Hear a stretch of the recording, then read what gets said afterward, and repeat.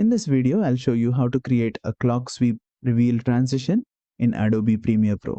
This transition reveals the next clip in a circular clock-like sweep, creating a clean and satisfying scene change. It works great for countdown videos, time-lapse edits, sports replays, and documentaries. Let's get started. First, place your two video clips on the timeline and make sure they touch at the cut point where you want the transition. Now, go to the effects panel, search for clock wipe, drag and drop it between your clips. Now select the transition and open effect controls.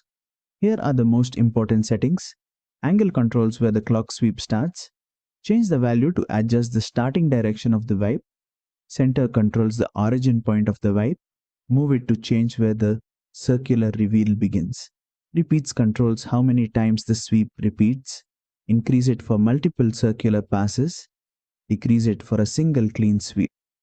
Wipe feather controls the softness of the wipe edge. Increase it for smoother edges.